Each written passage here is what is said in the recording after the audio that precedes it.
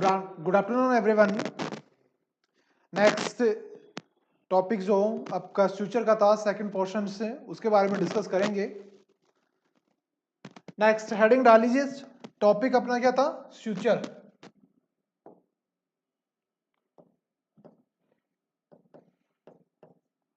दिखाई दे रहा है कि ये अच्छे से?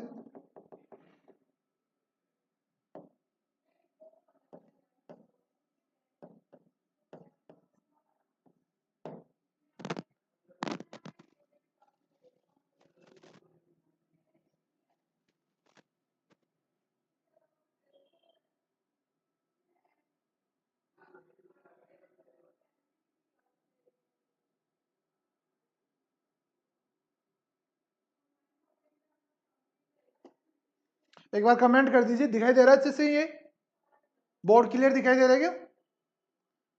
ऑडियो वीडियो दोनों क्लियर है? एक बार कमेंट कर दीजिए सभी। व्हाइट बोर्ड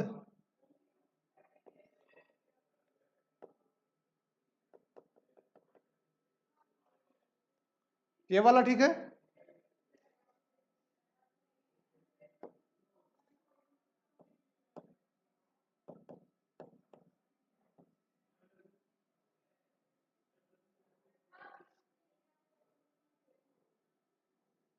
ठीक है अभी?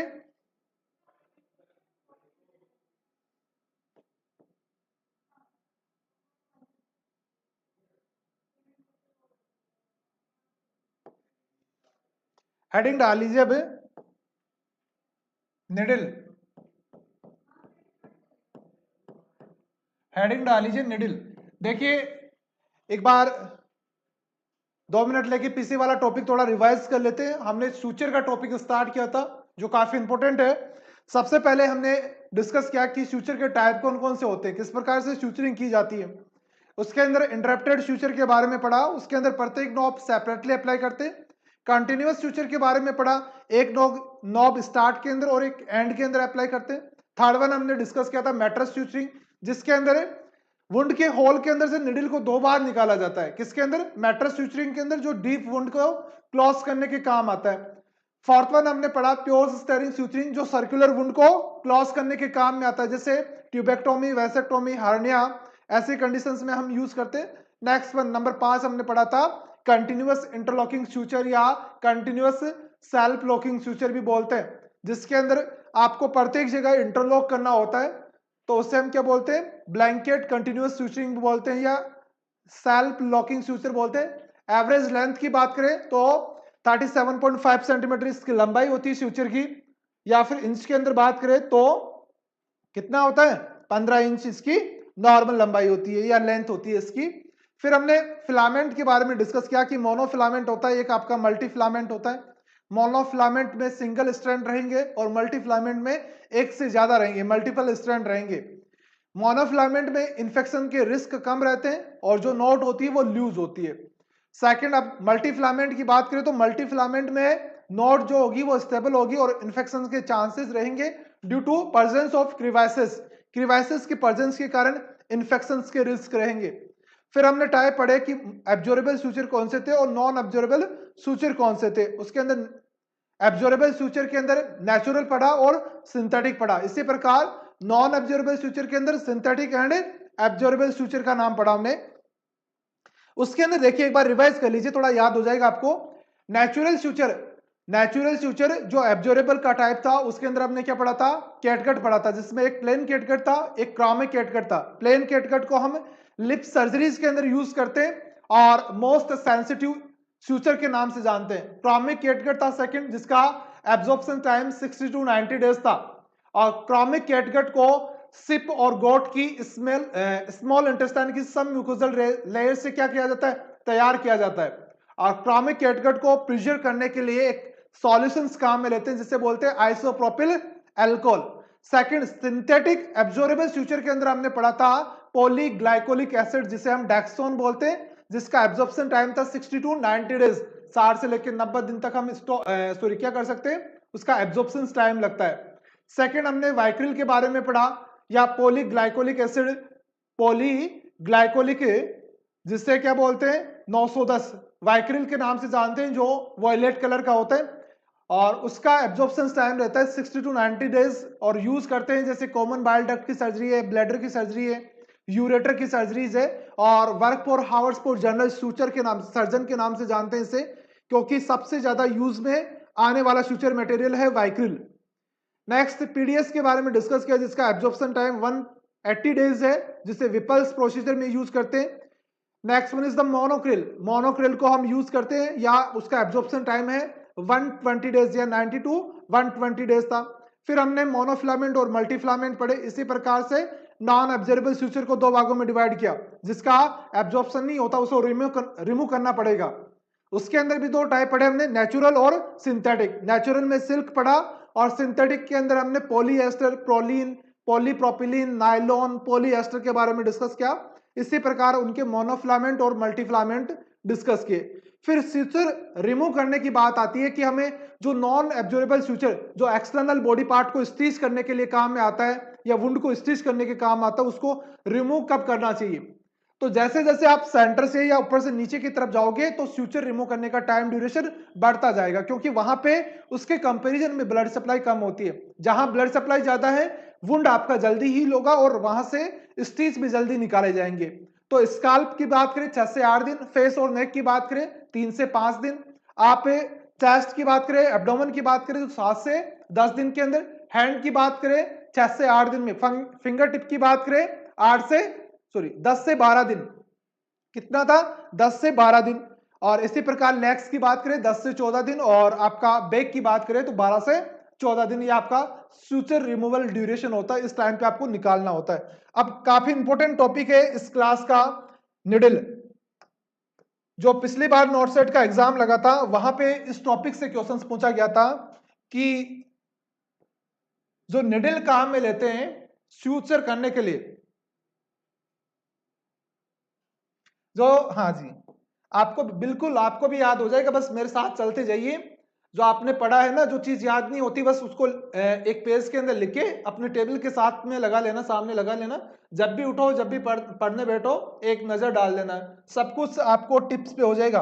और जब तक फंडामेंटल कंप्लीट होगा, आप सब, नींद के अंदर भी पूछ लेगा ना आपको, आपसे कोई कि कौन सा एब्जॉर्बेबल है, कौन सा नॉन एब्जॉर्बेबल है, तो आप नींद के अंदर भी बता दोगे उनके आंसर। देखिए ये आपका निडिल है, क्यों निडिल का डायग्राम बनाया है मैंने, इस प्रकार से निडिल होता है। ये आपका कार्व्ड निडिल है। क्या है? कार्व्ड निडिल है। इसे बोलते हैं निडिल टिप। क्या बोलते हैं? निडिल टिप बोलते हैं, निडिल का टिप है ये। इसे बोलते हैं निडिल बॉडी। क्या बोलते हैं? निडिल बॉडी बोलते हैं इसे। और इसे बोलते हैं स्वैग एंड।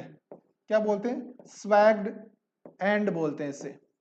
तो आपसे क्वेश्चंस पूछा जाए कि निडल के पार्ट कौन कौन से होते हैं, तो आपको पता होना चाहिए, पता होने चाहिए कि निडल के पार्ट कौन कौन से होते हैं। ये तो वो एंड है जहां से आपका सूचर मटेरियल अटैच करते हैं। यहां से क्या करते हैं? सूचर मटेरियल को अटैच किया जाता है। ये क्या है? सूचर है। तो सूचर को जहां से अटैच करते हैं उस एंड को बोलते हैं स्वैग एंड।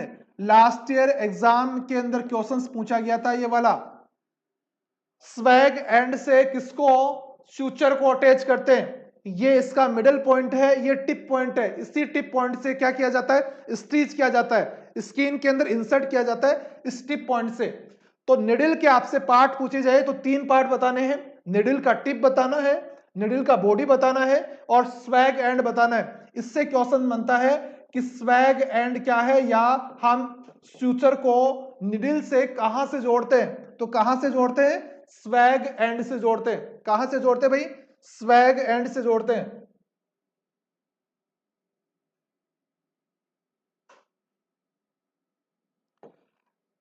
नेक्स्ट देखिए,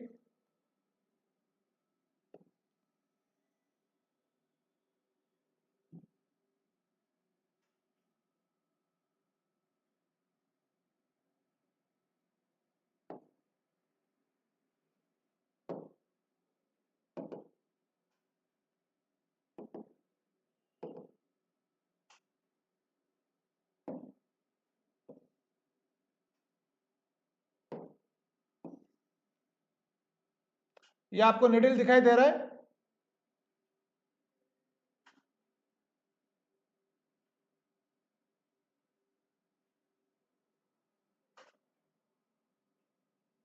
अरे कैसे सेट करते हैं इमेज को?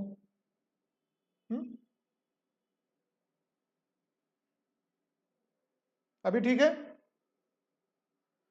देखिए, निडल के हमने 3 पार्ट डिस्कस किए कि एक तो ऐसा पार्ट जिससे हम स्टिच करते हैं उसे बोलते हैं निडल पॉइंट, दूसरा होता है निडल बॉडी, और थर्ड वन होता है स्वैग एंड। और इस स्वैग एंड से यहां से देखिए क्या अटैच है, सूचर अटैच है। क्या अटैच है यहां से? सूचर अटैच है इससे। तो निडल है, उस निडल के 3 पार्ट है, इसे बोलते हैं कार्व्ड निडल। निडल स्ट्रेट भी हो सकता है और निडल कार्व्ड फॉर्म में भी हो सकता है। तो ये निडल कौन सा है? कार्व्ड निडल है। उस कार्व्ड निडल के तीनों पार्ट के ऊपर ध्यान देना है, निडल पॉइंट, बॉडी और स्वैग एंड। क्वेश्चंस पूछा जाता है कि हम सूचर को कहां से अटैच करते हैं, तो आपको जवाब देना है स्वैग एंड से। और नेक्स्ट देखिए, नेक्स्ट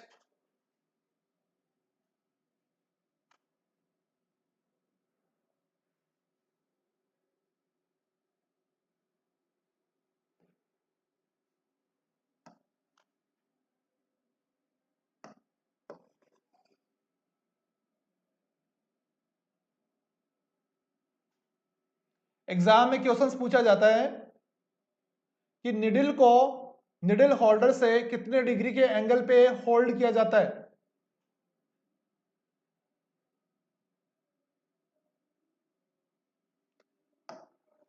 ये क्या है? निडल पॉइंट है, निडल पॉइंट। और ये वाला कौन सा है जहां से सूचर अटैच है? ये क्या है? स्वैग एंड है। ये आपका क्या है? निडल होल्डर है।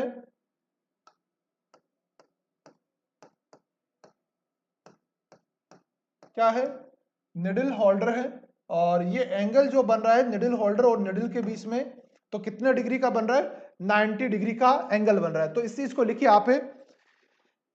नेक्स्ट लिखिए, इसको लिखिए, needle place in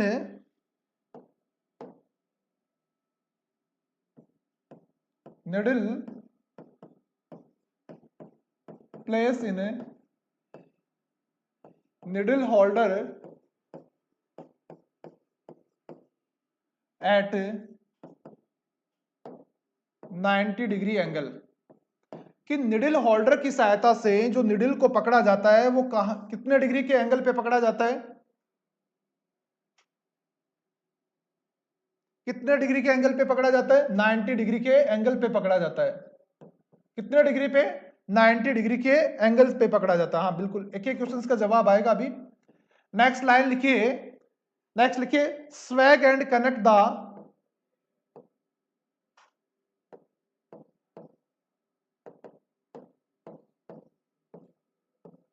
swag end swage end connect to suture.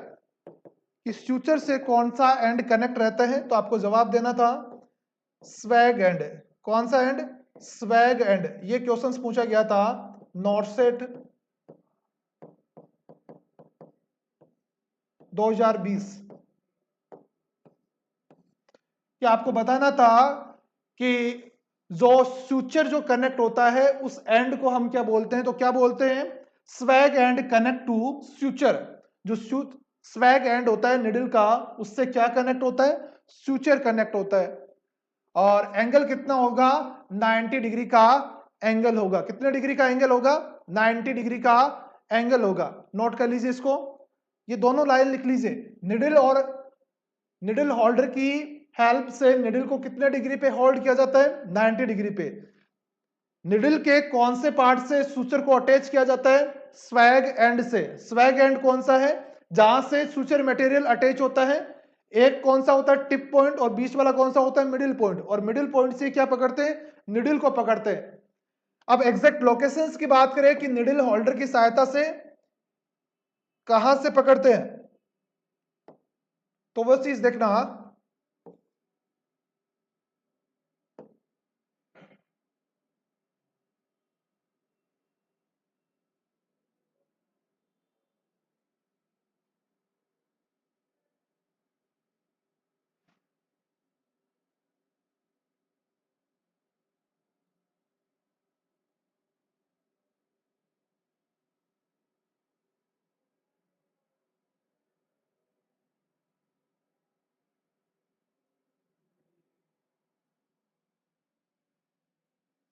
देखिए ये निडल आपका, ये निडल का टिप हो गया, निडल टिप या निडल पॉइंट जिसे बोलते हैं, ये आपका स्वैग एंड हो गया। यहां से दो क्वेश्चंस बनते हैं एग्जाम के अंदर, स्वैग एंड बोलते हैं इसे। एग्जाम में क्वेश्चंस क्या पूछा जाता है, एग्जाम में क्वेश्चंस पूछा जाता है कि निडल होल्डर की हेल्प से जो निडल पकड़ा जाता है वो निडल पॉइंट से कितनी दूरी पे पकड़ा जाता है। और सेकंड क्वेश्चन पूछता है कि निडल होल्डर की हेल्प से जो निडल को पकड़ा जाता है, होल्ड किया जाता है, वो स्वैग एंड से कितनी दूरी से होल्ड किया जाता है।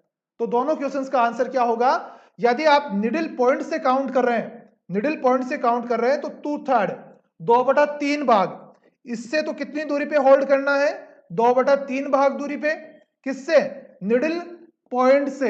2/3 अवे फ्रॉम निडल पॉइंट से क्या करते हैं, निडल होल्डर की हेल्प से पकड़ते हैं। और आपसे स्वैग एंड की तरफ से पूछा जाता है, किससे पूछा जाता है, स्वैग एंड की तरफ से पूछा जाता है, तो 1/3 पार्ट बताना है।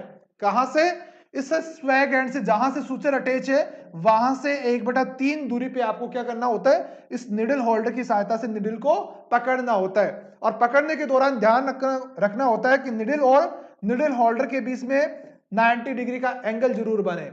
स्वैग एंड से 1/3 दूरी पे और आपको निडल पॉइंट से 2/3 दूरी पे आपको क्या करना होता है, होल्ड करना होता है। दोनों एग्जाम के क्वेश्चन से काफी इंपॉर्टेंट है, दोनों एग्जाम के क्वेश्चन से भाई, कि कितनी दूरी से पकड़ते हैं, दोनों तरफ से ध्यान रखना है कि स्वैग एंड से कितनी दूरी से पकड़ते हैं और निडल टिप से, निडल के टिप से कितनी दूरी से निडल होल्डर की हेल्प से निडल को होल्ड किया जाता है, निडल को होल्ड किया जाता है। नोट कर लीजिए इसको, इस प्रकार से डायग्राम बना लीजिए। आप कैसे बनाओगे, ये पहला वाला जो डायग्राम बनाया था इस प्रकार से आपको डायग्राम बनाना है और इस निडल टिप से क्या करना है, 1/3 दूरी दिखानी है, इस प्रकार से, सॉरी 2/3 दूरी दिखानी है और यहां से आपको निडल को पकड़ना है। स्वैग एंड से आपको क्या करना है, इस प्रकार से स्वैग एंड से आपको 1/3 दूरी दिखा के आपको यहां से क्या करना है, निडल होल्डर की हेल्प से पकड़ना है।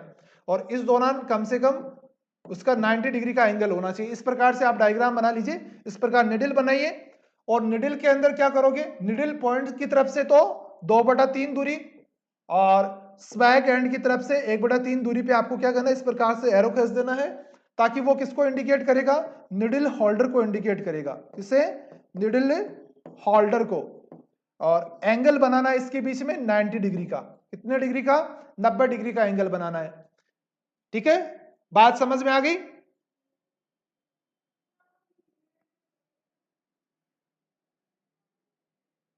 हाँ, क्वेश्चंस पूछा गया था ना कहां से होल्ड करते हैं, नोट कर लीजिए, दोनों तीनों बातें बहुत इंपॉर्टेंट है।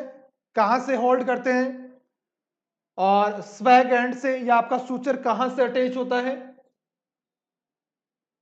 एंगल कितना बनता है, एक एक लाइन क्वेश्चन है यहां पे एग्जाम के अंदर, डायरेक्ट क्वेश्चंस बनते हैं यहां से, नोट कर लीजिए इसको।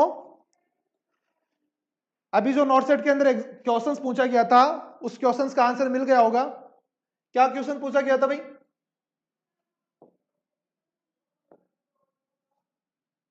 नेक्स्ट लिखिए,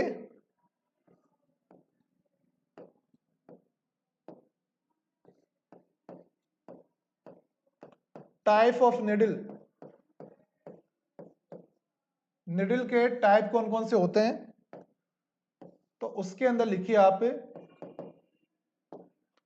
number 1 is carved needle,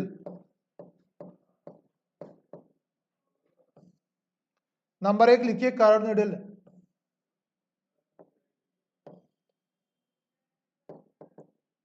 carved needle के बारे में लिखिए, use to close the, needle को कहां से होल्ड करते हैं, निडल को कहां से होल्ड करते हैं, स्वैग एंड से आपको 1/3 दूरी पे और निडल पॉइंट से 2/3 दूरी पे आपको क्या करना होता है, होल्ड करना होता है। इसके अंदर लिखिए, use for stitch,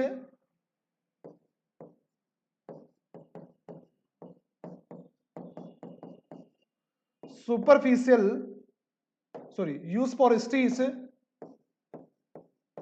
deep wound with the help of needle holder, with the help of needle holder, needle holder की हेल्प से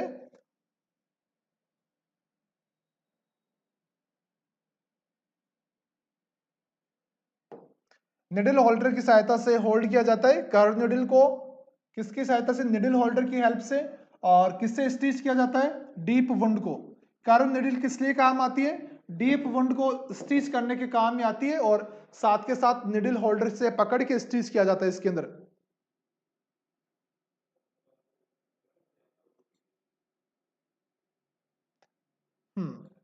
नोट कीजिए इसको। दिखाई सी दे रहा है क्या ये?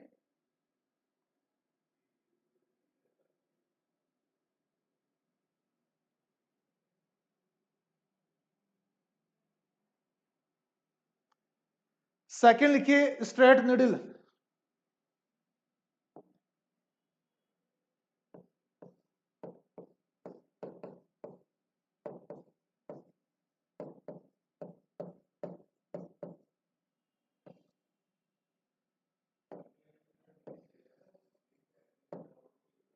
स्ट्रेट निडल के बारे में लिखिए, use for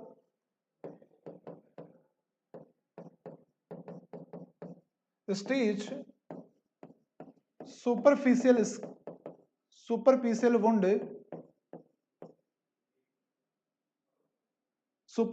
wound, without needle holder,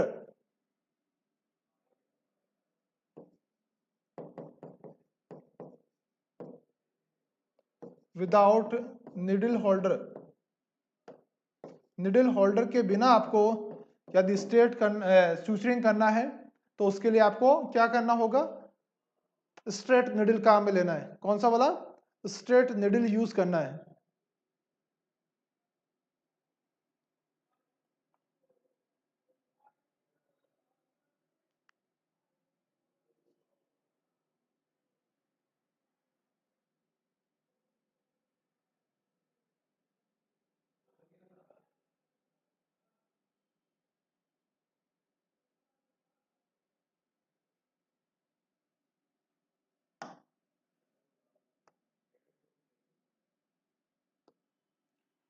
number 3 लिखिए cutting needle.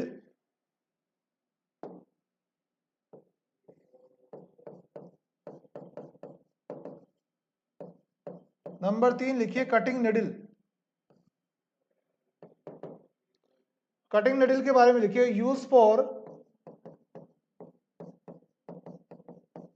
Use for stitch dense tissue. इसके लिए डेंस टिश्यू को स्टिच करने के काम आता है। Use for stitch dense tissue like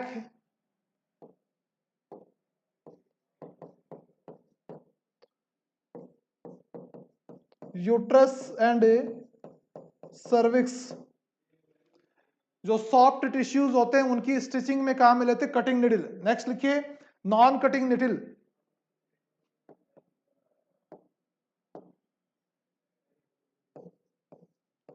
non cutting needle,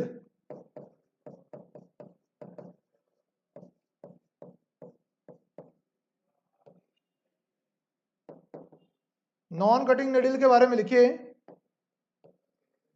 use for stitch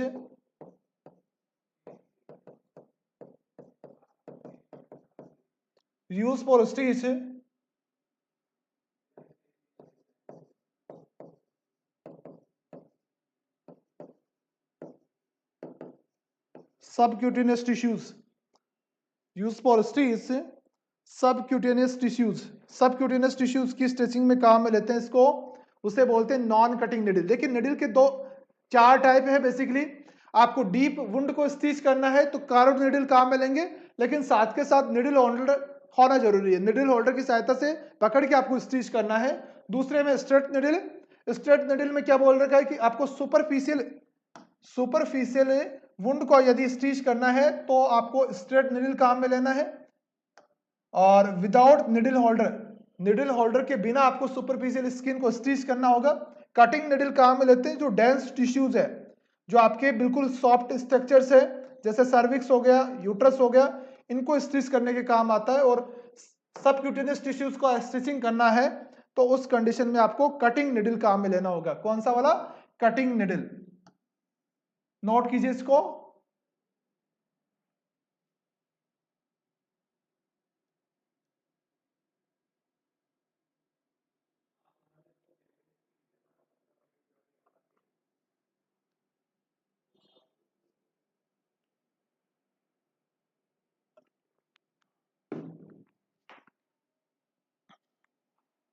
next लिखिए टॉही निडल।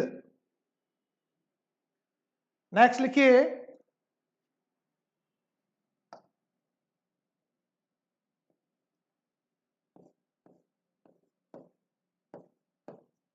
टॉही निडल।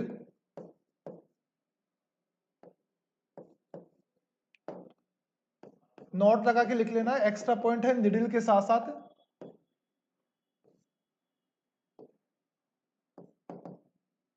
टॉही निडल किस लिए यूज आती है?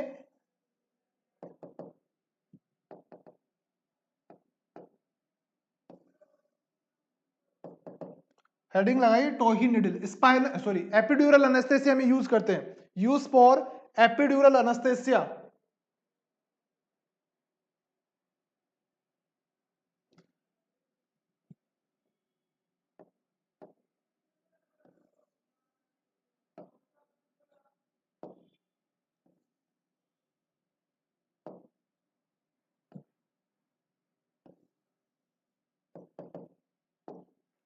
Use for epidural anaesthesia.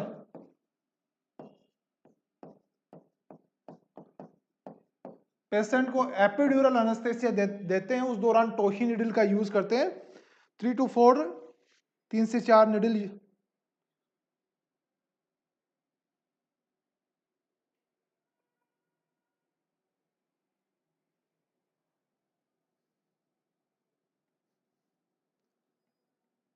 Superficial देखिए, हेड का अलग अलग नहीं है, मैंने केवल डेप्थ के हिसाब से बताया कि आपका स्टिच कहाँ कितना डेप्थ में है। वो डिपेंड करता है कि कितनी डेप्थ में आप स्टिच कर रहे हैं। यदि सुपरफिशियल स्टिच है, चाहे वो हेड का हो चाहे और किसी अदर पार्ट का हो, तो वहां आप स्ट्रेट निडल कहाँ मिलेंगे?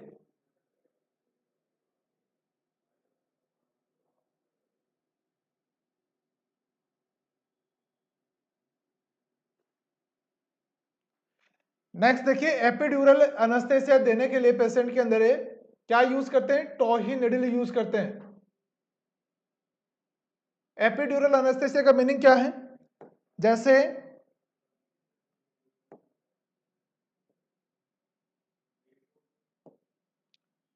ये आपका क्या है? स्पाइनल कोड है। क्या है? स्पाइनल कोड है। स्पाइनल कोड के चारों तरफ इस प्रकार से मेनिंजेस की कवरिंग रहती है। दूसरा वाला लेयर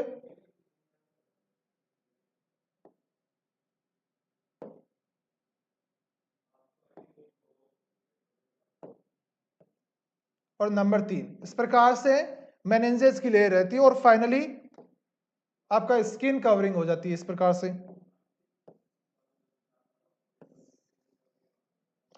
तो ये क्या है? मेनिंजेस की लेयर है। अंदर की तरफ कौन सा वाला है? स्पाइनल कोड है। बाहर से अंदर की तरफ जाएंगे मेनिंजेस के अंदर, तो कौन सा फॉर्मूला? DAP। डी किसको इंडिकेट कर रहा है? ड्यूरामेटर को। जो सबसे बाहर वाली है ये क्या है? ड्यूरामेटर। इससे जस्ट अंदर वाली को हम क्या बोलते हैं? पायामेटर। उससे जस्ट अंदर वाली को हम क्या बोलते हैं? अरेकिनोइड मैटर।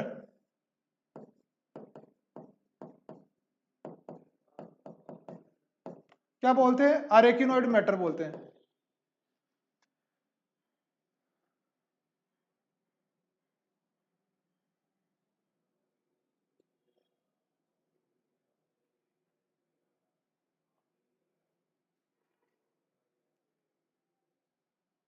नहीं, आपको निडल होल्डर का यूज कटिंग उसके अंदर निडल कार्ब निडल के साथ करना है। इस स्पेस को हम बोलते हैं एपिड्यूरल स्पेस। कौन सा? Epidural space. इसी एपिड्यूरल स्पेस के अंदर क्या दिया जाता है? Epidural anaesthesia. कौन सा वाला? Epidural anaesthesia.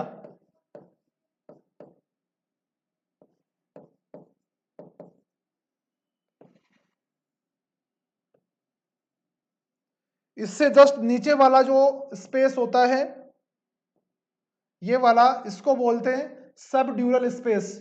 क्या बोलते हैं? सब ड्यूरल स्पेस।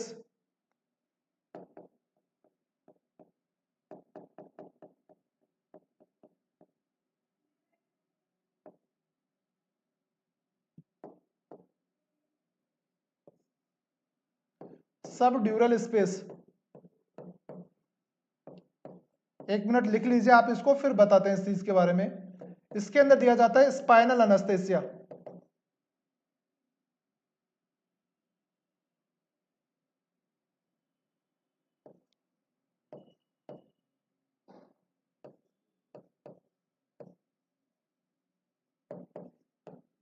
क्या दिया जाता है? Spinal anaesthesia. लिखा देंगे एक बार, वेट कीजिए।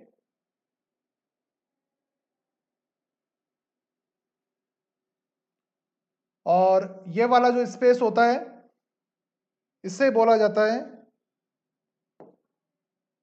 इस स्पेस को बोला जाता है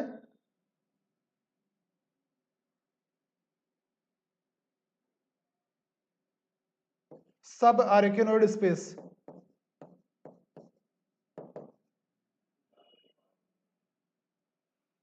सॉरी, एपिड्यूरल हो गया, सब ड्यूरल एंड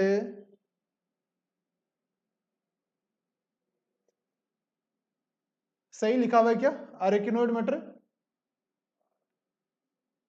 किसी ने ध्यान नहीं दिया ना, यहाँ पे लिखा हुआ है, मेरा क्लियर लिखा हुआ है कि इस प्रकार से हम फॉलो करते हैं। थोड़ा सोना नहीं है, जागते हुए रहिए भाई।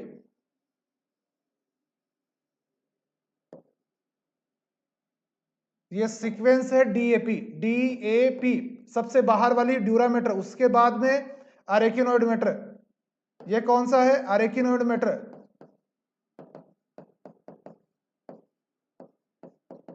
और सबसे अंदर वाली कौन सी है? पायामीटर। ये याद रखने का तरीका है मेनिंजेस को। ये कौन सा तरीका है?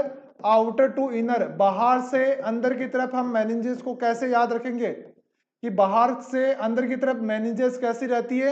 डीएपी फॉर्म में होती है। सबसे बाहर की तरफ ड्यूरामीटर, बीच के अंदर आरेकिनोइड मैटर और सबसे अंदर पायामीटर। तो बाहर वाली ड्यूरा, उससे बाद अंदर वाली आरेकिनोइड और सबसे अंदर वाली पायामीटर होती है। हाँ, ठीक है। तो ये बाहर वाला स्पेस है, ये आपकी कौन सी लेयर है? ये आपकी कौन सी लेयर है? ड्यूरामीटर। तो ड्यूरामीटर के ऊपर का जो स्पेस है, ड्यूरामीटर के जो ऊपर का स्पेस है उसे बोलते हैं एपिड्यूरल स्पेस।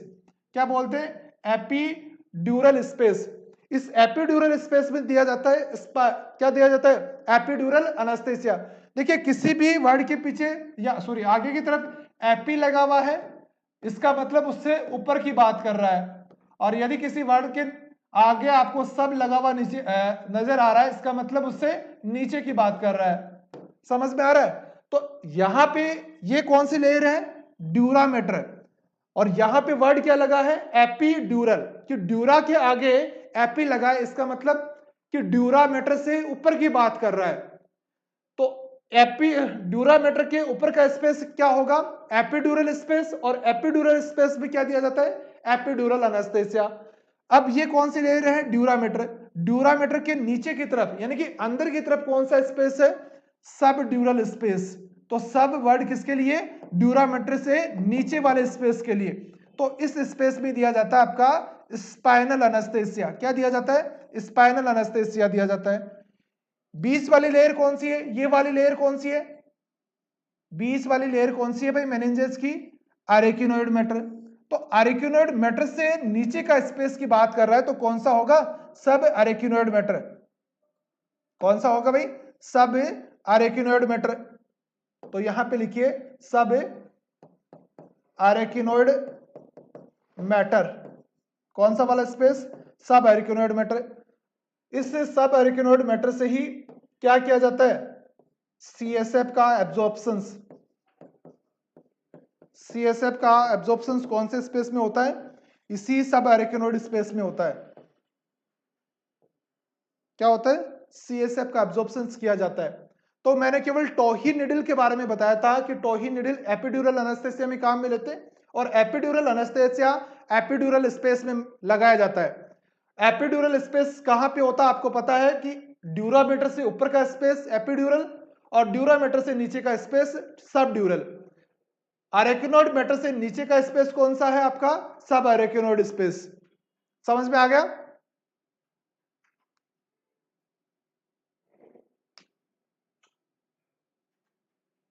नोट कर लीजिए इसको।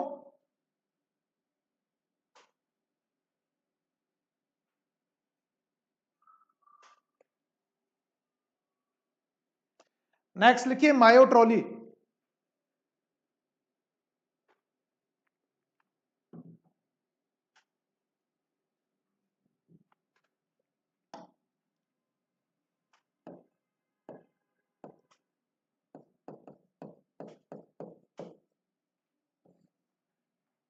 मायोट्रोली के बारे में लिखिए यूज फॉर प्लेस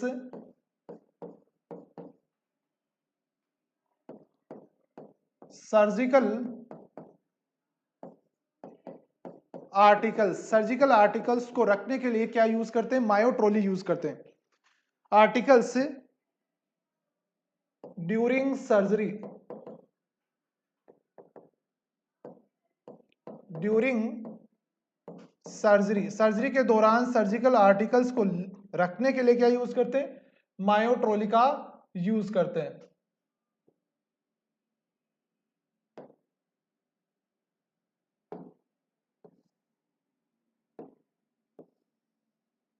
इसे क्या बोलते हैं? मायोट्रोली बोलते हैं।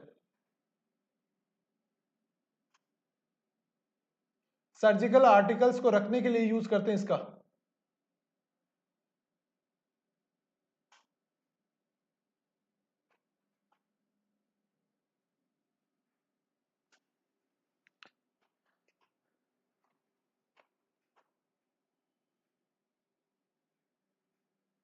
और स्टिचिंग के लिए कौन सा अनस्थेसिया दिया जाता है?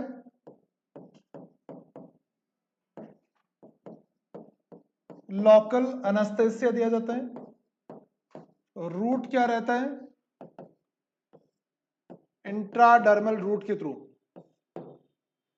कौन से रूट के थ्रू? इंट्राडर्मल रूट के थ्रू। नेक्स्ट लिखिए wound clean. Wound clean, wound को कैसे क्लीन करते हैं? जब भी स्टिच करेंगे तो वुंड को क्लीन करना होगा, तो उसका क्या प्रिंसिपल रहेगा? यदि आपका वुंड क्या है? क्लीन है या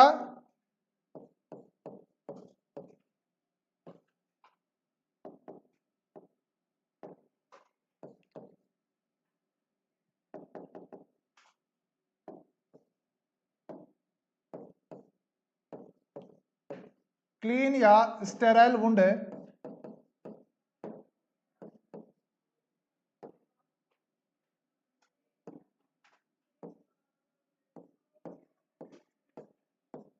तो ऐसे कंडीशंस में आपको कैसे क्लीन करना है? सेंटर टू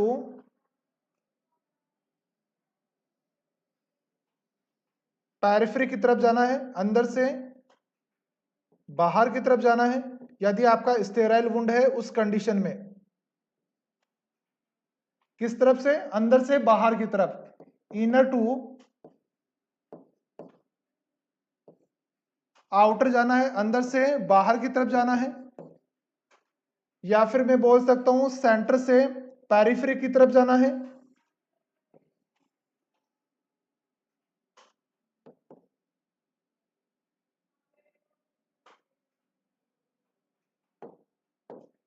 कहां जाना है? सेंटर टू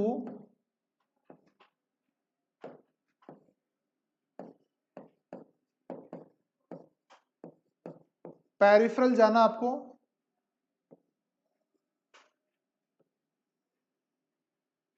या मैं बोल सकता हूं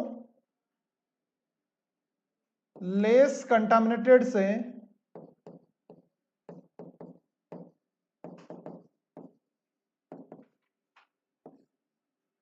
हाई कंटामिनेटेड की तरफ जाना है।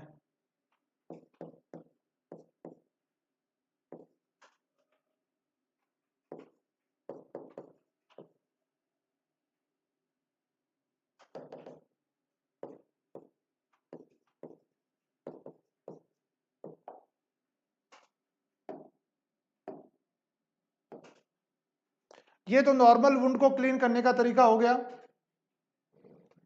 कि आपको क्लीन वुंड करने के लिए आपको क्या करना पड़ेगा? सेंटर से अंदर से बाहर की तरफ जाना पड़ेगा। इन इसके साथ एक लाइन और लिख लेना, in circular motion, in circular motions के अंदर आपको अंदर से बाहर की तरफ निकलना है, इस प्रकार से राउंड करते हुए। उसे बोलते हैं, किसके लिए काम में लेते हैं? Circular wound. किसके लिए काम में लेते हैं? क्लीन या स्टेराइल वुंड के लिए काम में लेते हैं, अंदर से बाहर की तरफ, इनर टू आउटर या सेंटर टू पेरिफेरी, या फिर बोल सकते हैं less contaminated to high contaminated, इन्हें सर्कुलर डायरेक्शंस के अंदर आपको वुंड को क्लीन करना है। अब यदि वुंड इन्फेक्टेड हो, अब यदि आपका वुंड क्या रहेगा? इन्फेक्टेड रहेगा, तो उस कंडीशन में कैसे क्लीन करना होगा?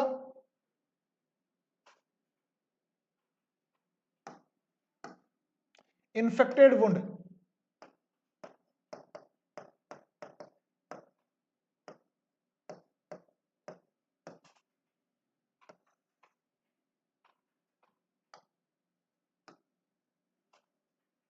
इन्फेक्टेड वुंड के अंदर रखिए, आपको बाहर से अंदर की तरफ क्लीन करना है, आउटर टू,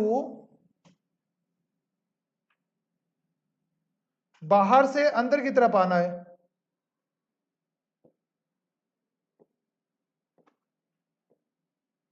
तो इससे हम क्या बोलेंगे? आउटर टू इनर, बाहर से अंदर की तरफ है, इन सर्कुलर मोशन या सर्कुलर डायरेक्शंस के अंदर आएगा, तो उससे हम क्या बोलेंगे? किस लिए यूज करते हैं? इन्फेक्टेड वुंड को क्लीन करने के लिए, या फिर बोल सकते हैं पेरिफेरी टू सेंटर, पेरिफेरल से सेंटर की तरफ आएगा,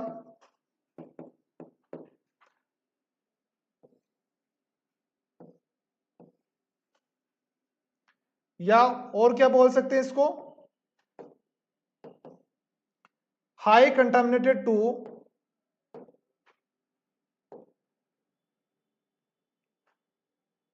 लेस कंटामिनेटेड टू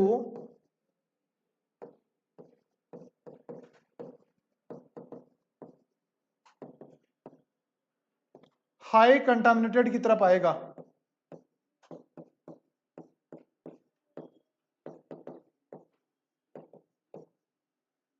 ये आपका प्रिंसिपल रहेगा कि आपको ऐसी जगह से क्लीन करना है जहां पे गंदगी कम है, और जहां पे गंदगी ज्यादा है उस तरफ चलना आपको। फिर ये आपका प्रिंसिपल रहेगा। Outer to inner circular direction में इन्फेक्टेड वुंड को क्लीन किया जाता है, और सेंटर से पेरिफेरी आपको क्लीन स्टेराइल वुंड को क्लीन किया जाता है। यहां से क्वेश्चंस पूछा गया था नोटसेट के अंदर,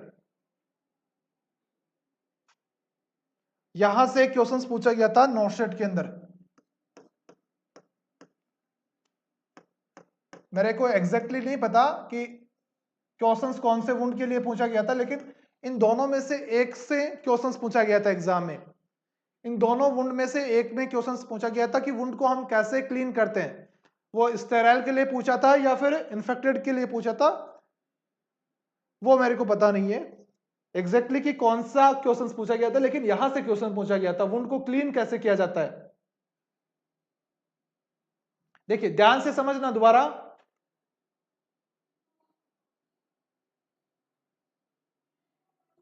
वुंड को कैसे क्लीन करते हैं एक बार दोबारा से समझना।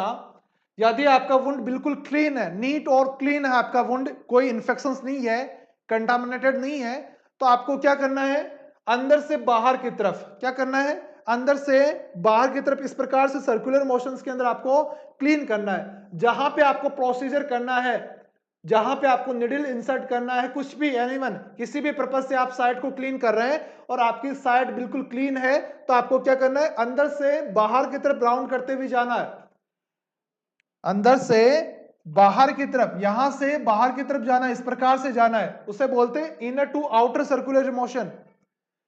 प्रिंसिपल सेम रहेगा। जब आप घर के अंदर झाड़ू निकालते हैं तो झाड़ू कहां से निकालना स्टार्ट करते हैं, जहां सबसे कम गंदगी है वहां से निकालते हैं, और किसकी तरफ जाते हैं, जहां गंदगी है उस तरफ ज्यादा लेके जाते हैं, यानी कि जहां कम है वहां से स्टार्ट किया, ज्यादा गंदगी है उसकी तरफ झाड़ू निकालते जाते हैं। सेम प्रिंसिपल यहां पे काम करता है कि आपका प्रिंसिपल एक ही होना चाहिए कि आपको लेस कंटामिनेटेड एरिया से हाई कंटामिनेटेड एरिया की तरफ जाना है।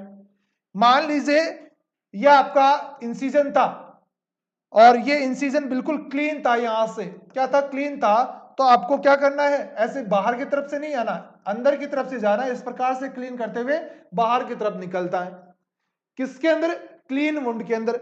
जबकि आपका एरिया यदि इन्फेक्टेड है, यदि आपका एरिया इन्फेक्टेड है, तो आपको इसका जस्ट उल्टा करना है। क्या उल्टा करना है कि आपको बाहर से अंदर की तरफ आना है, आउटर टू इनर मोशंस के अंदर आना है, बाहर से अंदर की तरफ क्या आना है, बाहर से अंदर की तरफ आना है, साइट को क्लीन करने के लिए। समझ में आ रहा है? तो यहां भी सेम है, लेस कंटामिनेटेड एरिया से हाई कंटामिनेटेड एरिया की तरफ क्लीन करेंगे, किसके अंदर, इन्फेक्टेड वुंड के अंदर। किसके अंदर भाई, इन्फेक्टेड वुंड के अंदर। अरे भाई जैसे इस चीज को और अच्छे से समझिए, जैसे यहां पे घाव बना हुआ था, आपको चोट लग गई यहां पे, और यहां पे इन्फेक्शन हो गया, क्या हो गया, इन्फेक्शन हो गया, तो आप यहां पे स्टिच करोगे, उससे पहले क्या करना है, इसके आसपास वाले जगह पे, इसके आसपास वाली जगह पे इन्फेक्शन कम है लेकिन वुंड के अंदर इन्फेक्शन बहुत ज्यादा हो गया, तो आप क्या करोगे, बाहर से इस प्रकार से क्लीन करते हुए आओगे और अंदर की तरफ आओगे, ठीक है, क्योंकि यहां गंदगी कम है, यहां पे इन्फेक्शन ज्यादा है, तो बाहर से आप अंदर की तरफ आओगे, किसके अंदर, इन्फेक्टेड के अंदर। समझ में आ गया क्या, नोट कर लीजिए, समझ में आ गया तो।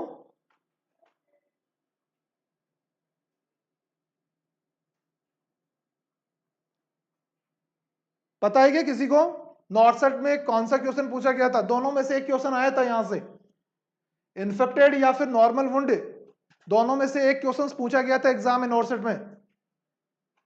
किसी को पता है कौन सा क्वेश्चन पूछा गया था?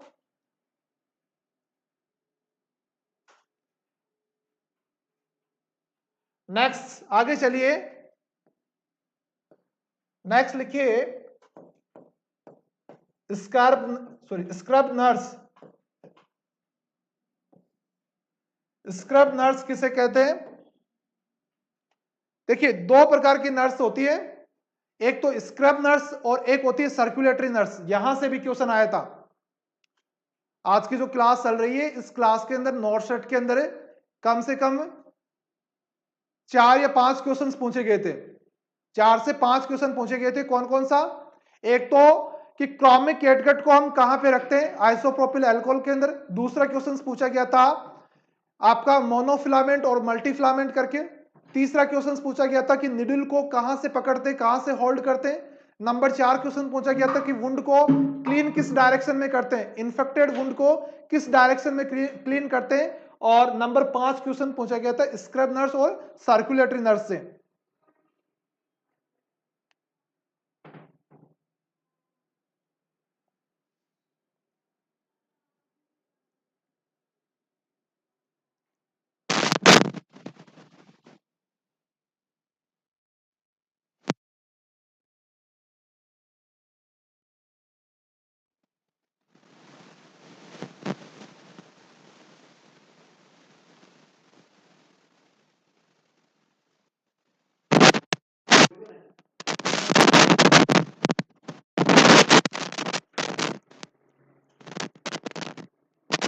क्या क्वेश्चन है आपका? इसका भी फर्क पड़ता है क्या?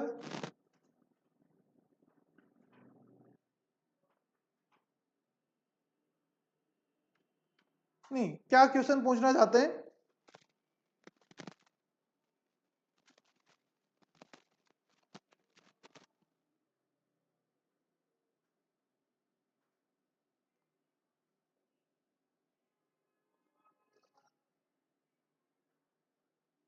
किसका पूछा था? देखिए वो क्वेश्चंस के ऊपर डिपेंड करता है, क्वेश्चंस क्या आया था। स्टेराइल सर्जिकल वुंड होगा तो वो स्टेराइल होगा, यदि सर्जिकल वुंड है तो वो स्टेराइल है। एग्जाम में यदि सर्जिकल वुंड वुंड पूछा गया था तो वो स्टेराइल होगा, और इन्फेक्टेड का आया था तो फिर उसका आंसर अलग हो जाएगा।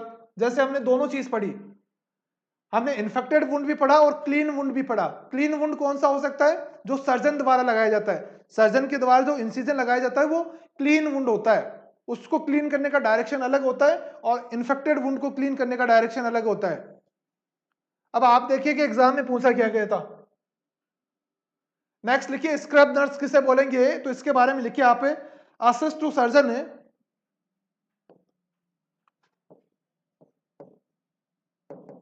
Assist to surgeon during surgery, surgery के दौरान सर्जन को असिस्ट करने का काम करती है। नेक्स्ट लिखिए, actively involve in A operation, next लिखिए, एक्टिवली इन्वॉल्व इन ऑपरेशन के अंदर एक्टिवली इन्वॉल्व रहती है, उसे बोलते हैं scrub nurse. Number 3, work directly with, work directly with the surgeon, with the surgeon, surgeon के साथ काम करती है। और सबसे important, work in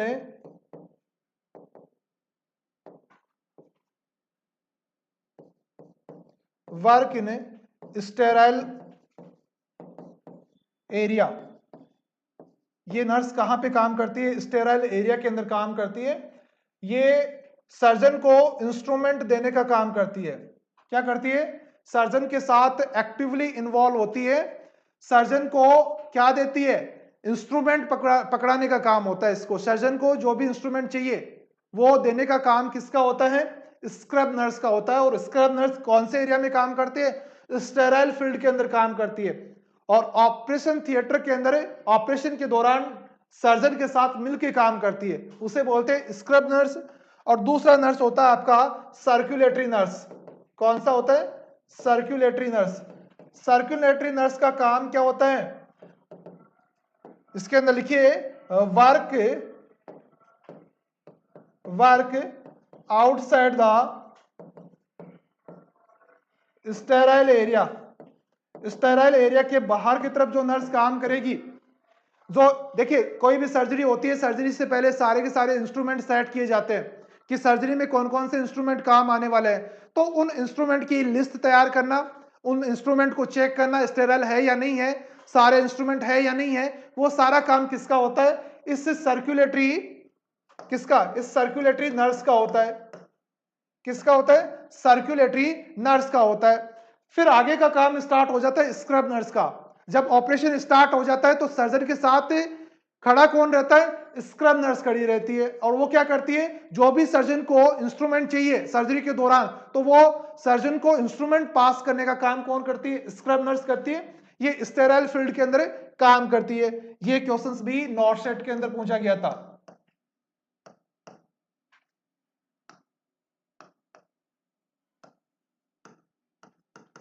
north set 2021।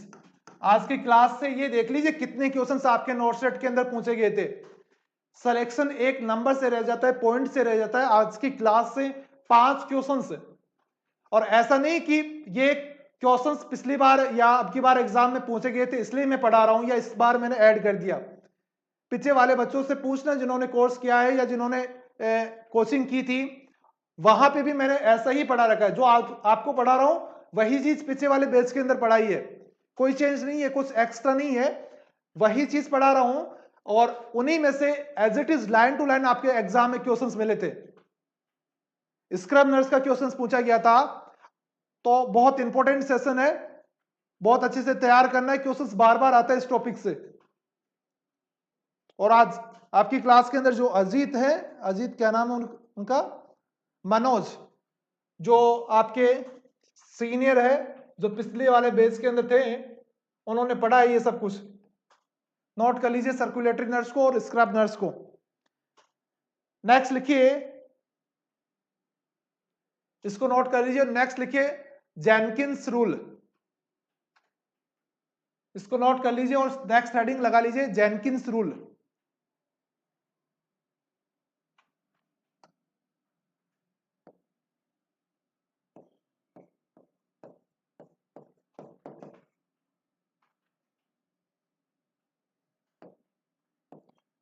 Jenkins rule, जेनकिन rule का बेसिक मीनिंग क्या होता है वो समझ लीजिए बस एक बार, फिर इसके बारे में लिखेंगे। देखिए आपने ये देखा होगा कि कई बार आपको क्या होता है कि स्टिच यहां से कोई कट लग जाता है, कट मार्क हो जाता है, सर्जन ने टाका लगा दिया और आपने क्या किया, जैसे यहां पे कोई वुंड बना था और उस वुंड को स्टिच करने के लिए सर्जन ने क्या किया, इस प्रकार से स्टिच कर दिया इसको, ठीक है, क्या कर दिया, इस प्रकार स्टिच कर दिया और यहां से काट दिया इस धागे को, इस फ्यूचर को यहां से कट कर दिया, ठीक है। अब होता क्या है, पोस्ट ऑपरेटिव पीरियड के अंदर, किसके अंदर, पोस्ट ऑपरेटिव पीरियड के अंदर क्या होता है, इस फ्यूचर की लंबाई बढ़ जाती है, फ्यूचर की सॉरी किसकी, इस वुंड की लंबाई बढ़ जाती है और आपका स्टिच यहां तक ही रह जाता है, यहां तक ही रह जाता है। इस पोस्ट ऑपरेटिव पीरियड के अंदर इस वुंड की लेंथ बढ़ जाती है, क्या होता है, increase wound length in post operative period, in post operative period. इस पोस्ट ऑपरेटिव पीरियड के अंदर वुंड की लंबाई बढ़ जाती है और आपने यदि कहां से कट कर दिया, उस वुंड के एंड से कट कर दिया, आपने एक्स्ट्रा धागा नहीं छोड़ा, वहां पे एक्स्ट्रा सूचर मटेरियल नहीं छोड़ा, तो वो स्टिच आगे से खुल जाएंगे। क्यों खुलेंगे, क्योंकि पोस्ट ऑपरेटिव पीरियड के अंदर उस वुंड की नॉर्मल से ज्यादा लंबाई हो जाती है। क्यों हो जाती है, क्योंकि जब भी आपको कोई कट लगता है तो वहां पे मसल्स कॉन्ट्रैक्ट करती है ताकि आपकी ब्लीडिंग रुक सके, और जैसे ही वहां से ब्लीडिंग रुकती है, स्टिच होता है, तो मसल्स क्या हो जाती है, रिलैक्स हो जाती है सर्जरी के बाद में या स्टिचिंग के बाद में। तो जैसे ही मसल्स रिलैक्स होगी तो आपका स्टिच था, जो सूचर था जो आपने किया था, उस वुंड की लंबाई बढ़ जाएगी और वुंड की यदि लंबाई बढ़ेगी तो आगे वाला फिर फ्री हो जाएगा, ये ओपन हो जाएगा।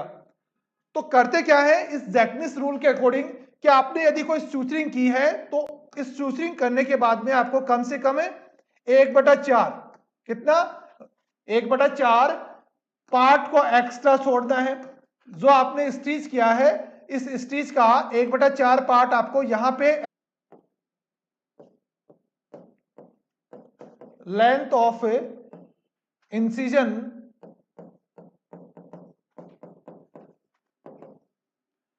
Length of incision increase two variable, increase two variable length, कितना, 30% तक, लगभग 30% तक वुंड की लंबाई बढ़ जाती है इन पोस्ट ऑपरेटिव पीरियड। किसके अंदर, पोस्ट ऑपरेटिव पीरियड के अंदर, पोस्ट ऑपरेटिव पीरियड के अंदर जो वुंड होता है उसकी लंबाई लगभग 30% तक बढ़ जाती है। तो उसको एडजस्ट करने के लिए आपको एक्स्ट्रा कट मार्क करना पड़ेगा। तो क्या करना पड़ेगा, लीव द सूचर,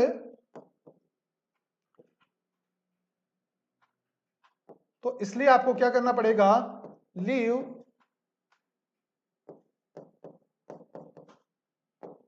1/4 सूचर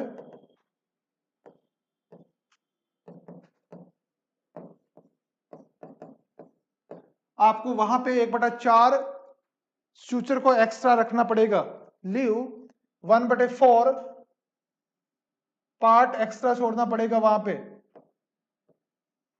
इसी को हम जेनकिंस रूल बोलते हैं।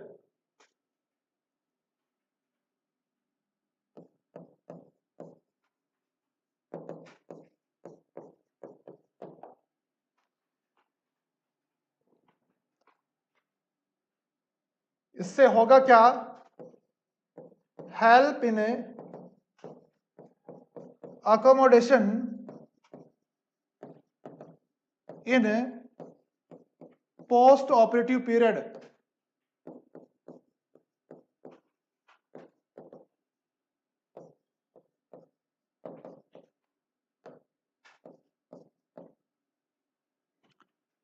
नेक्स्ट रेशियो क्या रहेगा, सूचर लेंथ और वुंड लेंथ के बीच में रेशियो क्या रहेगा,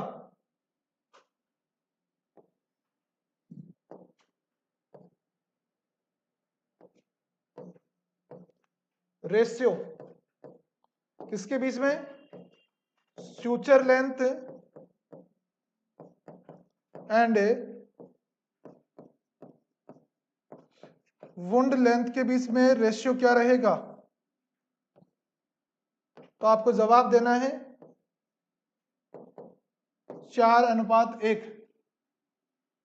क्या जवाब देना है, 4:1। किसके अंदर, जेनकिंस रूल के अंदर।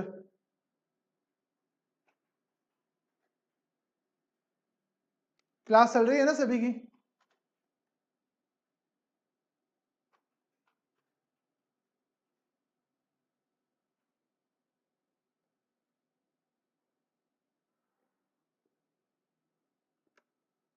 रिफ्रेश करके देख लो, क्लास चल रहा है।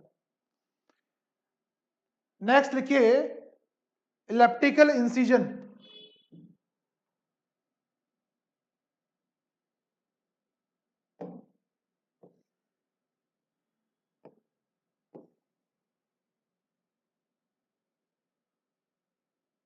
ये कौन सा इंसिजन है, इलेप्टिकल इंसिजन।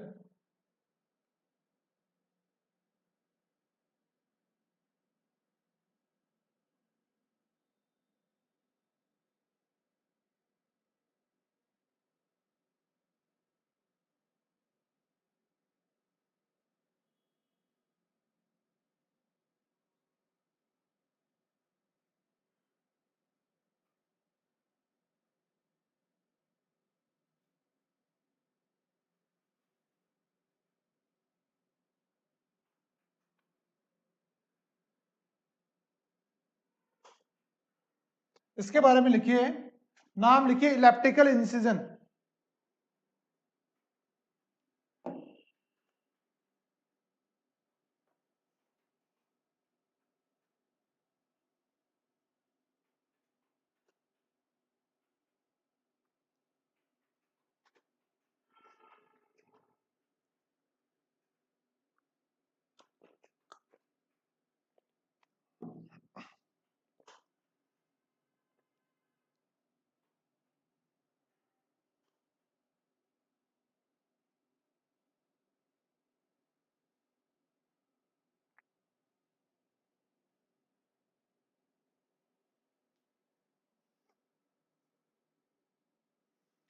देखिए जेनकिंस रूल के बारे में अभी मैंने क्या बताया, जेनकिंस रूल्स के बारे में मैंने क्या बताया कि पोस्ट ऑपरेटिव, जैसे आपका कोई वुंड था, उसकी लंबाई थी, उस लंबाई पे आपने स्टिच कर दिया। क्या कर दिया आपने, स्टिच कर दिया।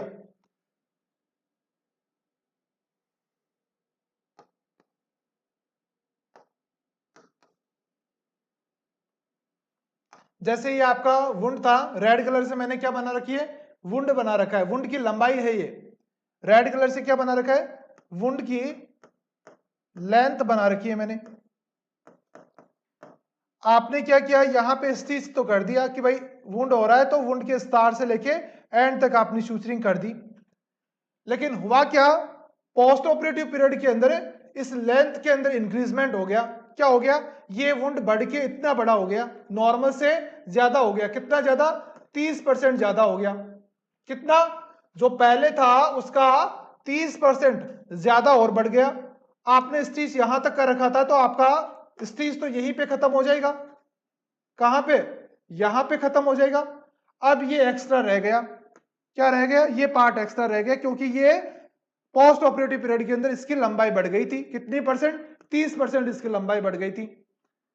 तो इससे बचने के लिए कि सर्जरी के बाद में तो शूचरिंग के दौरान तो शूचरिंग कर दिया आपने, और शूचरिंग के बाद में जो वुंड की लंबाई बढ़ रही है उससे कैसे एडजस्ट किया जा सके, उस लंबाई को कैसे एडजस्ट किया जा सके, उसके लिए क्या करोगे आप? इस जगह पे आपने क्या किया? इस जगह पे सूचर एक्स्ट्रा छोड़ दिया। कितना छोड़ दिया? 1/4। कितना? 1/4 सूचर एक्स्ट्रा छोड़ दिया। अब ये सूचर जो बचा हुआ है ये क्या करेगा? यदि ये लंबाई बढ़ती है तो उसको इस प्रकार से एडजस्ट कर लेगा। इसी को हम क्या बोलते हैं? जेनकिंस रूल बोलते हैं कि पोस्ट ऑपरेटिव पीरियड के अंदर जो वुंड की लंबाई बढ़ रही है उसको अकोमोडेट करने के लिए हम एंड के ऊपर 1/4 सूचर मटेरियल को एक्स्ट्रा वहां पे छोड़ते हैं। इसी को हम जेनकिंस रूल बोलते हैं। समझ में आ गया होगा?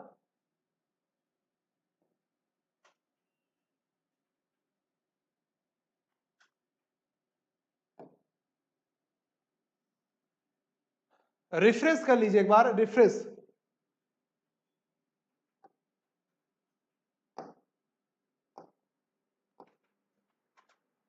इसे क्या बोलते हैं? इलेप्टिकल इंसिजन बोलते हैं।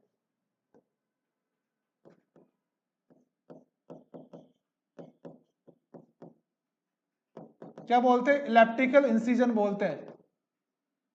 इलेप्टिकल इंसिजन के अंदर लेंथ एंड विड्थ के बीच में जो रेशियो होता है वो रेशियो कितना होता है? 3:1 का होता है। यानी कि इसकी लंबाई यदि 3 है तो इसकी चौड़ाई 1 रहेगी। इस प्रकार से इससे क्या होगा? ये विदाउट टेंशन हीलिंग को यदि इस साइड पे जहां पे आपने स्टिच किया है उस स्टिच के ऊपर प्रेशर नहीं पड़ेगा। इलेप्टिकल इंसिजन में जो सूचर की वुंड की लेंथ है और वुंड की विड्थ है उसके बीच में 3:1 रखते हैं ताकि सूचरिंग के बाद में हीलिंग अच्छे से हो सके। Increase healing without tension on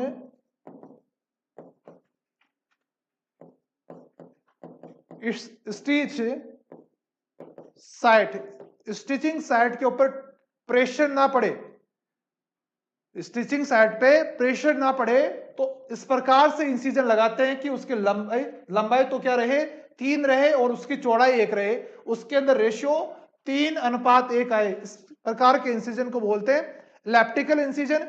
इसका पर्पस क्या है? इस इंसिजन का एम क्या है? ताकि आपने जो इंसिजन लगाया है उसके अंदर हीलिंग जल्दी हो सके without tension on stitch. Stitch के ऊपर बिना किसी प्रेशर पड़े वो जल्दी हील हो सके, क्योंकि प्रेशर पड़ेगा यदि किसी स्टिच के ऊपर तो वो हील नहीं हो पाएगा फिर। तो इसे हम बोलते हैं इलेप्टिकल इंसिजन। क्या बोलते हैं? Elliptical incision. नेक्स्ट लिखिए nursing responsibility.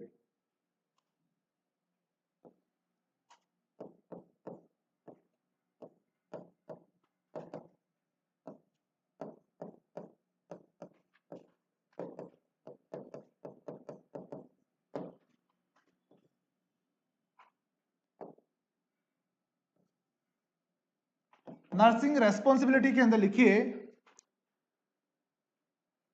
Important nursing responsibility.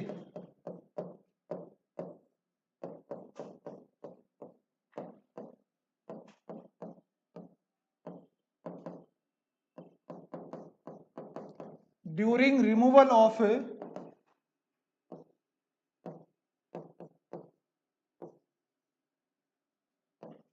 Of stitch. जब आप स्टिच को रिमूव कर रहे हैं उस दौरान नर्स को क्या करना है? Count the number of stitch.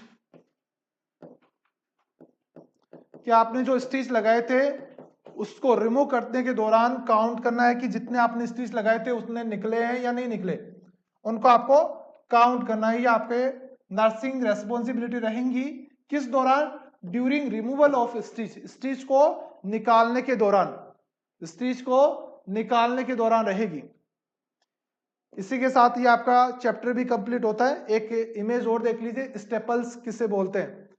आजकल जो स्टिच आप करते हैं निडल की सहायता से, उस जगह स्टेपल्स भी काम में लिए जाते हैं स्टिच करने के लिए।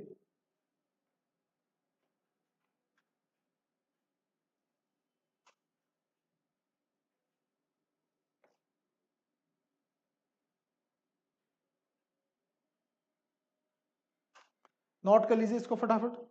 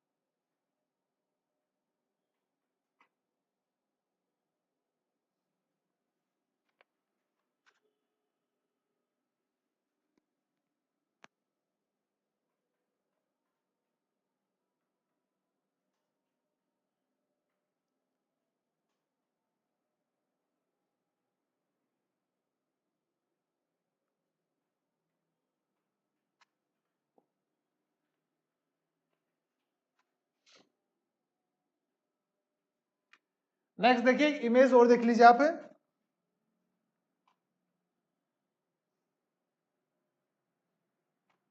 एक तो ये वाला टोही निडल, अभी मैंने बताई थी आपको, एपिड्यूरल एनेस्थेसिया के अंदर काम में लेते हैं।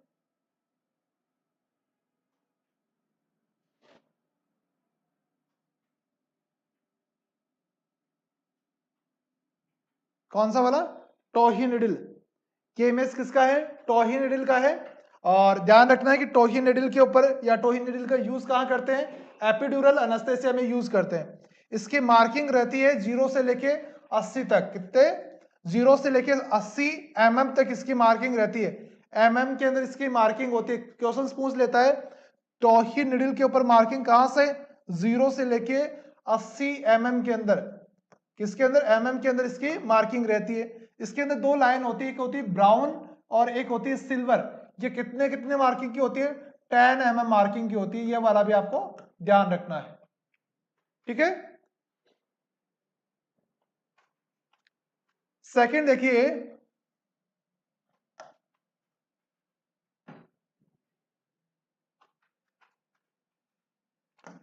ये क्या है आपका,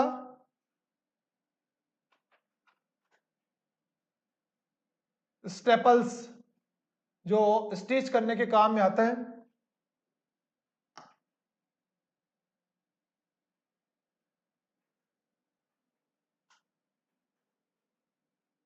किस काम में आता है, स्टिच करने पे काम में आता है। जैसे निडल से स्टिच करते हैं उसी प्रकार के स्टिच होते हैं इसी से भी। तो आजकल ये काम में लिया जाता है। एग्जाम में इमेज देख के क्वेश्चन पूछ सकता है आपसे कि क्या बोलते हैं इसे, तो क्या है ये, स्टेपल्स है, जो सूचरिंग के अंदर काम में लिया जाता है।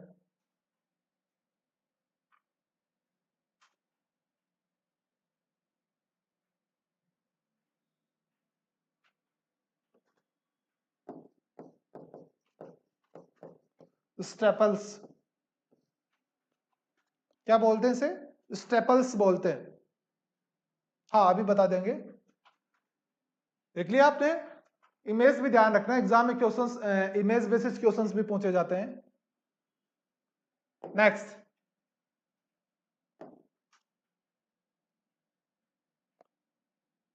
ये वाला डायग्राम किसका है,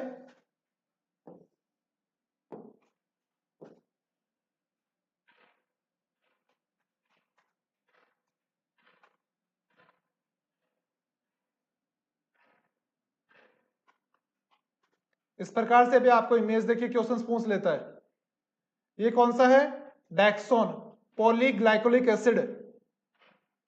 और ये दूसरी तरफ आपको नजर आ रहा है, इसे बोलते हैं वाइक्रिल। क्या बोलते हैं इसे,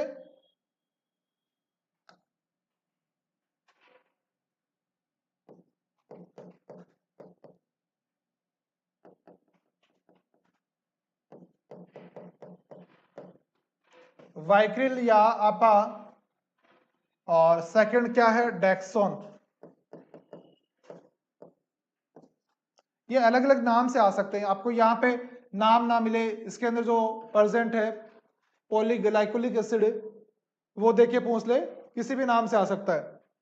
ठीक है, इस प्रकार इमेज देख के रखना है, ताकि एग्जाम में इनको, इन नाम को क्या करता है, थोड़ा ब्लर कर देता है, इस प्रकार से ब्लर कर देता है, और आपको यहाँ पे ये थोड़ा बहुत हिंट मिलता है, उसी के हिसाब से पकड़ना होता है इनके आंसर को। ठीक है, नेक्स्ट आगे चलिए।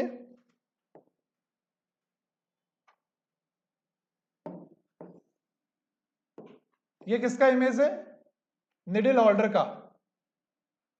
जो निडल को पकड़ने के लिए इंस्ट्रूमेंट काम में लेते हैं, इसे बोलते हैं निडल होल्डर। क्या बोलते हैं, निडल होल्डर। निडल को होल्ड करने के काम में आता है ये। क्या बोलते हैं इसे, निडल होल्डर बोलते हैं।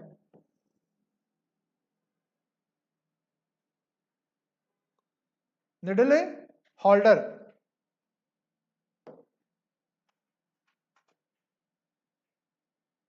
देखिए इस प्रकार से पकड़ेगा ये इमेज में दिखाई दे रहा है, ये दिखाई दे रहा है इधर, ये आपका निडल होल्डर है, ये निडल है, आपको इस प्रकार होल्ड करने के काम आता है ये।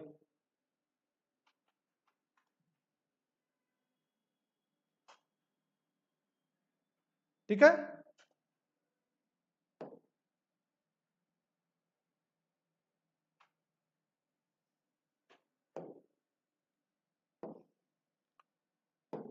सर्जन नॉब भी आती है, स्क्वायर नॉब, ग्रैनी नॉब और सर्जन नॉब की गांठ कैसे लगाते हैं, जो जो सूचर होता है, स्टिच करते हैं, और स्टिच के दौरान जो नॉट लगाई जाती है, गांठ लगाई जाती है, उसका तरीका क्या रहता है, उसका क्या तरीका होगा।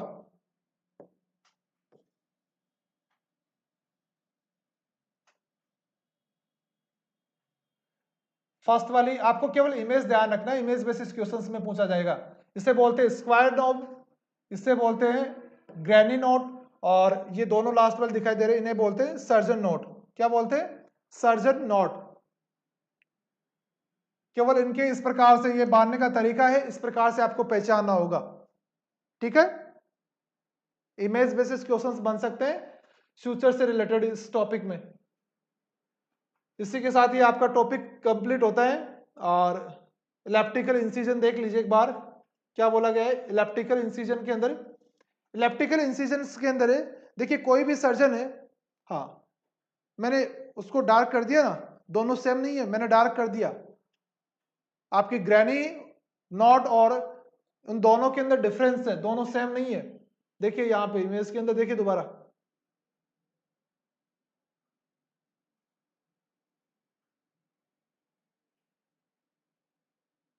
यहां पे मैंने इसको यहां से डार्क कर दिया। ऊपर वाला नोट रहेगा केवल किसके अंदर, स्क्वायर नोट के अंदर, और ग्रेनिक के अंदर दोनों रहेंगे। बाकी ये दोनों नीचे वाले किसके हैं, सर्जन नोट बोलते हैं इसको।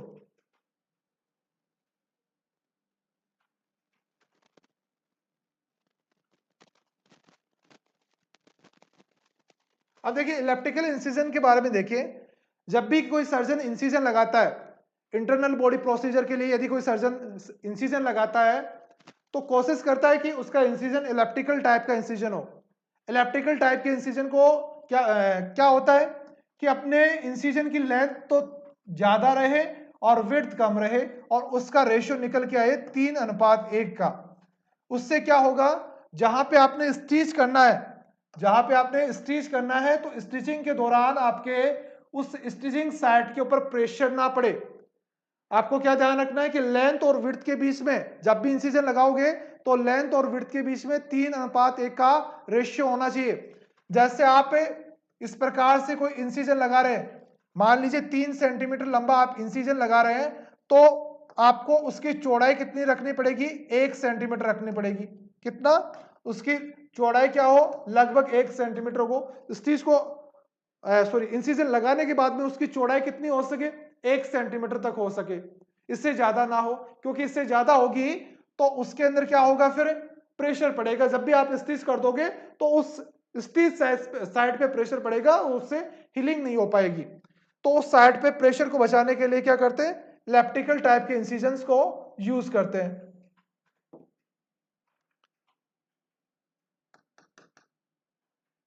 ठीक है, इसे बोलते हैं इलेप्टिकल इंसिजन। इसके अलावा कोई क्योरीज हो तो बता सकते हैं।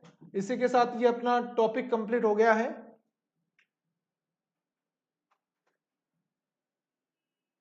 ठीक है, आज के लिए इतना काफी है, काफी इंपॉर्टेंट टॉपिक है, तो आप इसे रिवाइज करेंगे और क्वेश्चंस प्रैक्टिस करेंगे इस टॉपिक से रिलेटेड। यदि कोई क्यूरी है तो बताइए। बाकी जो भी टॉपिक है नेक्स्ट क्लास के अंदर डिस्कस करेंगे, जो जब भी होगी अपनी क्लास से। आज के लिए इतना काफी है। ठीक है, काफी इंपॉर्टेंट टॉपिक है, तो इसको रिवाइज कीजिए क्योंकि क्वेश्चंस पूछे जाते हैं इसमें से। टॉपिक को रिवाइज करना अच्छे से, और कोई बात समझ में नहीं आई, कोई टॉपिक समझ में नहीं आया तो वो पूछना है कल वाली क्लास के अंदर, जब भी क्लास होगा उसके अंदर पूछना जरूर है। और एमसीक्यूज प्रैक्टिस करनी है इस टॉपिक से रिलेटेड। समझ में आया टॉपिक? टॉपिक समझ में आया सभी को?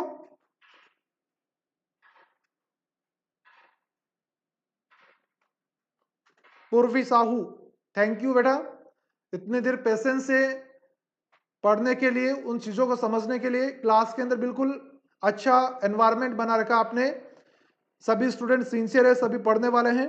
बिल्कुल इसी प्रकार से रहना एंड तक। कोई क्वेश्चन है तो अच्छे से पूछिए, और जब तक क्लियर नहीं हो जाता तब तक क्वेश्चन से आपके टीचर कोशिश करेंगे आपको समझाने की। बाकी आपको अच्छे से समझना है, और तैयारी अभी से करनी है, क्योंकि जब भी टेस्ट लगेंगे तो आपके इंडिविजुअल स्कोर देखे जाएंगे, और यदि नंबर कम आ रहे हैं तो फिर आपको कॉल किया जाएगा, कारण पूछा जाएगा उसके पीछे। ऐसा नहीं कि ऑनलाइन क्लास चल रही है तो ऑनलाइन के अंदर कोई हमारी रेस्पॉन्सिबिलिटी नहीं बनती, ऑफलाइन के अंदर ही चेक किया जाता है। जब भी टेस्ट लगेगा स्कोर चेक होगा एक एक कैंडिडेट का, और जिसके भी नंबर कम आएंगे 60% से उसे पनिश भी किया जाएगा फिर। तो ठीक है, अभी से अपनी तैयारी को कंटिन्यू रखना है, एक एक चीज को बहुत अच्छे से समझना है, क्योंकि अभी आपके पास में टाइम है बहुत। एग्जाम अभी नॉट सेट का नहीं, नॉट सेट का अभी टाइम है, तो आप अभी बहुत अच्छे से पढ़ सकते हो, क्योंकि एग्जाम आने के बाद में कभी पढ़ाई नहीं होती, उस टाइम पे केवल रिवीजन होता है। तो इस टाइम कोशिश कीजिए कि आप ज्यादा से ज्यादा अच्छे तरीके से प्रत्येक टॉपिक को ब्रॉडली पढ़ सके, एक्सप्लोर करके पढ़ सके, डिटेल के अंदर पढ़ सके, एमसीक्यूज लगा सके, ताकि जब भी एग्जाम होगा तो उनको रिवाइज थोड़ा जल्दी हो जाएगा फिर। और शॉर्ट नोट्स भी बनाने हैं साथ के साथ शॉर्ट नोट्स भी बना लेने, ताकि एग्जाम के टाइम पे वो आपकी हेल्प करेंगे। ठीक है, धन्यवाद।